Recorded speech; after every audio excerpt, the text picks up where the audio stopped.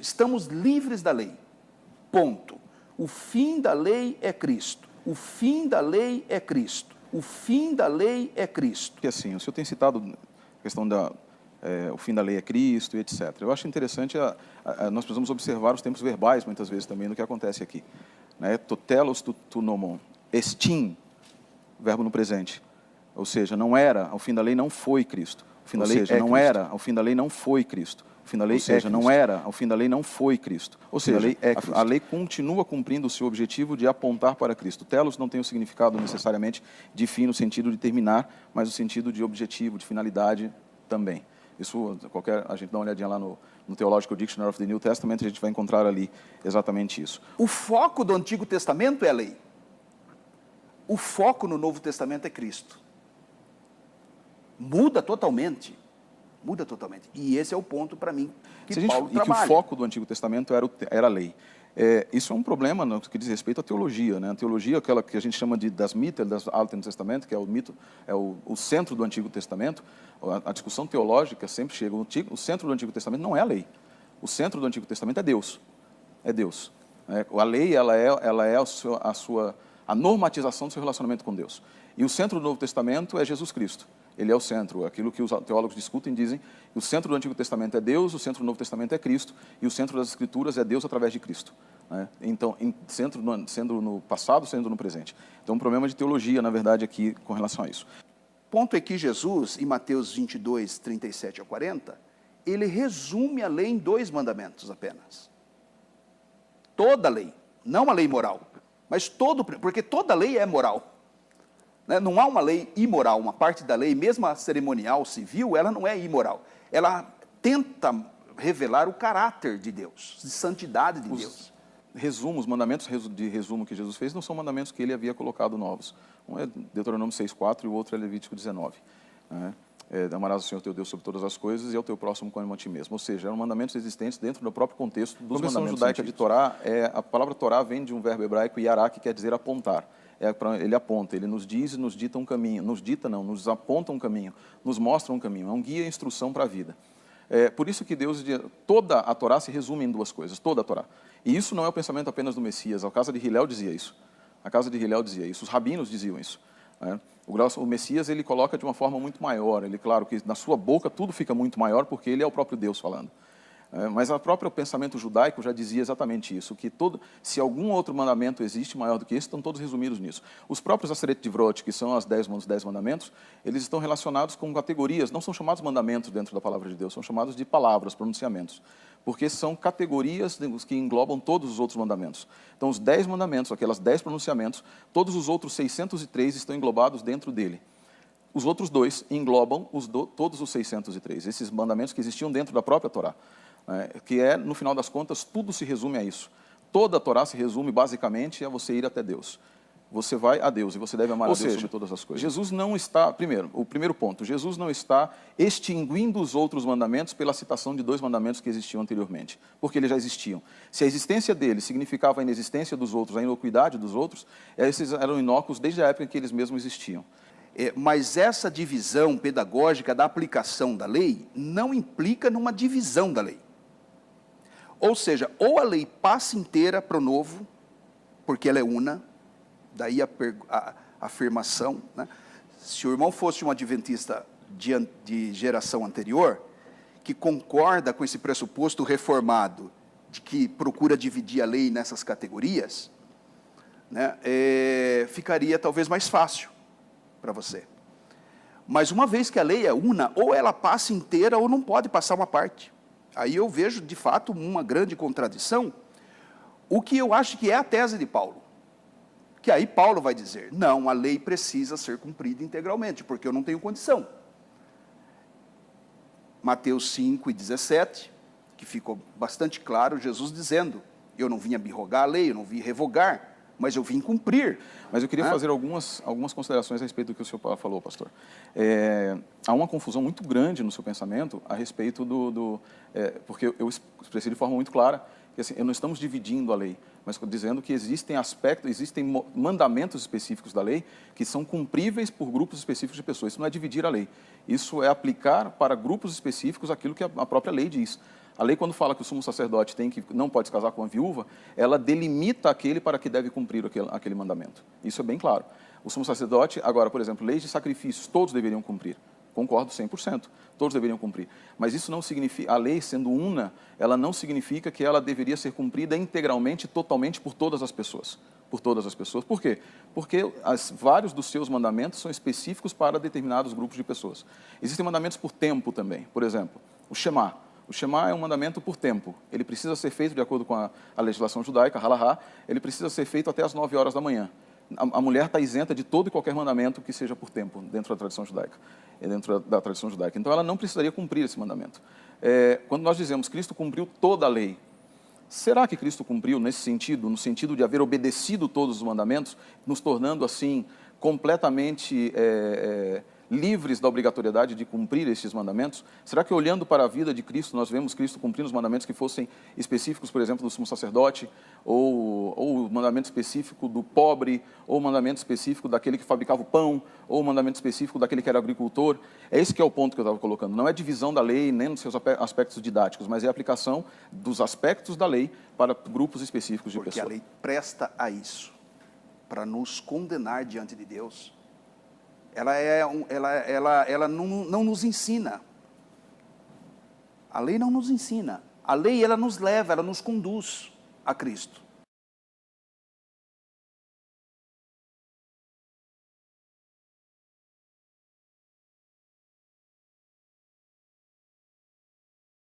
Quando o Senhor diz, por exemplo, que a lei não nos ensina, na verdade a própria palavra Torá quer dizer que ela nos ensina.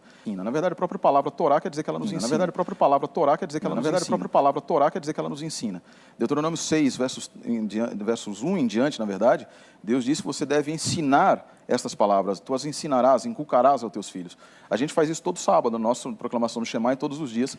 Quando a gente diz Shema Israel Adonai Eloheinu Adonai Echad, nós estamos proclamando que a Torá é o meio pelo qual Deus nos ensinou e continua nos ensinando.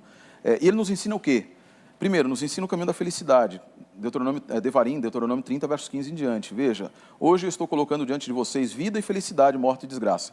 Em outras palavras, quando Deus coloca a Torá, Ele nos ensina por onde caminhar e por onde não caminhar. Então, ela nos ensina. Eu achei muito... me estranhou, na verdade. Me estranhou bastante. Talvez não tenha sido exatamente essa vontade, né, a intenção do que o Senhor quis dizer. Primeiro, o Senhor tinha dito que a Torá, que a lei não nos ensina. Depois, o Senhor disse que ela é apta para nos ensinar. Agora, diz que também usando... vai rapidinho, uns 30 segundos. Ela é boa, mas ela também é inútil. Eu queria entender como é que essas contradições se tornou morte se resolvem. Eu, na verdade, para ser bem resumido, eu queria que o senhor me explicasse como é que se resolvem essas contradições e a lei que não ensina, mas é apta para nos ensinar, porque a palavra de Deus, inerrante, infalível, o Antigo Testamento, a lei que é santa, justa e boa, o mandamento santo, justo e bom, mas também é inútil, é o ministério da morte, etc. Muito bom, vamos lá, pastor. Quando eu digo que a lei não serve para ensinar, não serve para nos ensinar a ser santo. Ela serve para nos ensinar Cristo.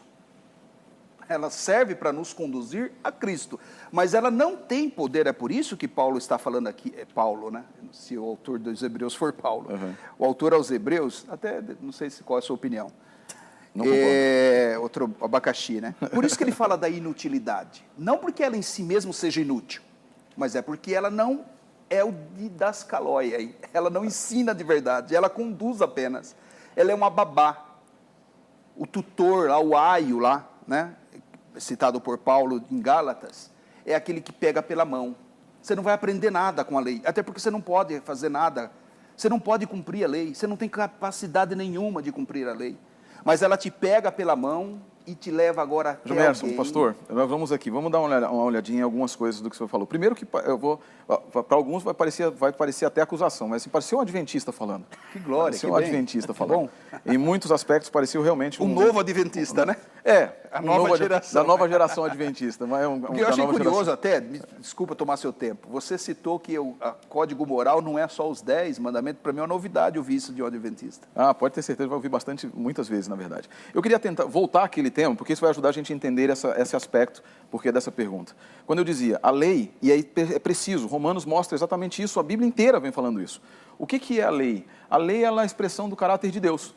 O primeiro, em hebraico, a primeira palavra, no Ri Adonai Elohecha, lá em Êxodo 20, os rabinos entendiam que ela quer dizer Ananafshi veieti, Ananafshi keti veieti, ou seja, eu escrevo a minha lei, meu caráter e estou entregando a vocês. Ou seja, os 10 pronunciamentos são a manifestação do caráter de Deus. Alguém pode ter o caráter de Deus? Através apenas de Cristo Jesus. Mas o que acontecia com aqueles da antiga aliança que não tinham o caráter de Deus? Ou seja, andavam, patinavam. Eu vou falar de antiga aliança, não no sentido dessa diferenciação que se faz muitas vezes, mas no sentido mais didático, efetivamente. O que acontecia com eles? Basicamente, a lei continuava olhando para eles, vocês não conseguiram, aqui o caráter, vocês não conseguiram. E como é que eles se salvavam? Através da lei? Não. Eles se salvavam através da graça de Deus em aceitar o chamado 5S da salvação. Era sangue, sacerdócio, era o sacerdote, o sangue, santuário, substituto, o chamado 5S da salvação. Era sangue, sacerdócio, era o sacerdote, o sangue, santuário, substituto e sacrifício. Era isso que acontecia. Em outras palavras, ele tinha poder em si mesmo para salvar? Ele podia chegar lá e falar para Deus, até às vezes Neemias falando isso, Senhor, porque eu fiz. Quem aproximasse de Deus e dissesse, porque eu fiz tudo isso, o que Deus ia dizer para ele? Sua justiça é como trapos de imundícia, não me serve. Isso é o Antigo Testamento, isso é a Bíblia hebraica, é Tanar. O que acontece no Novo Testamento? O problema continua sendo o mesmo. O problema ainda é o pecado. Ainda é o pecado. O nosso problema era o mesmo problema do povo de Israel, o nosso problema sempre foi o pecado. E como é que nós podemos nos justificar diante de Deus? De maneira nenhuma. Não existe maneira de nos justificarmos diante de Deus. Como é que nós podemos ir? O fim da lei é Cristo para a justificação daquele que crê. Ou seja, a finalidade da lei. Como é que nós podemos, então, quando a lei nos aponta, você pecou e o salário do pecado é a morte? O salário do pecado é a morte, a lei diz assim, olha, você deveria morrer, mas existe ainda um plano de salvação através dos 5S da salvação. Cristo como sumo sacerdote em um verdadeiro santuário não erigido por mãos humanas, que oferece o seu próprio sangue como sacrifício maior, muito maior, e que é ele o substituto, nosso advogado. Ou seja, o meio de Deus resolver o problema do pecado é o mesmo. O meio pelo qual Deus julga o pecado, de acordo com Tiago 1, 22 em diante, é o mesmo. Ou seja, a questão não é onde é que nós buscamos salvação. Em Cristo Jesus. Na antiga aliança, na nova aliança, em qualquer lugar. Qual deve ser a atitude do cristão hoje? Continuar buscando salvação em Cristo Jesus, sem em qualquer momento deixar de olhar para as regras bíblicas de como viver uma vez estando dentro da aliança. Então vamos lá, põe aí o resultado aí no ar aí pra gente, aí da nossa enquete aí. 80% não, 20% sim, 1.300 votos na nossa enquete. Muito obrigado por você que votou aí na nossa enquete, tá bom? Que traz um resultado bem interessante também. Mas ele estava ao contrário, né, Zeca? Na verdade o dispensado era o não, o sim. Isso, e o sim. Os dois trocaram ao contrário aqui. Perdeu. Exatamente. Trocaram ao contrário aqui. Perdeu.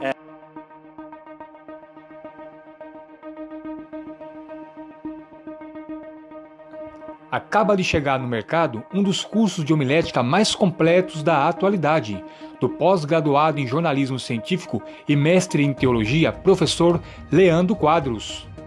Esse curso te ajudará a elaborar um bom sermão e a pregar com mais objetividade e dinamismo.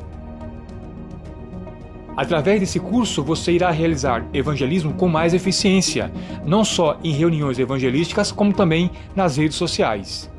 Se você gosta de dar estudos bíblicos, através desse curso você irá adquirir técnicas para poder aprimorar esse trabalho missionário. Lucas capítulo 10, verso 2. A seara é grande, mas os trabalhadores são poucos. Se prepare a sua igreja e prepare também uma geração de cristãos com solidez na palavra de Deus. Adquira agora mesmo o curso de homilética do professor Leandro Quadros. É só acessar o link na descrição desse vídeo. Testemunho da sua fé, com conhecimento bíblico e com poder do Espírito Santo.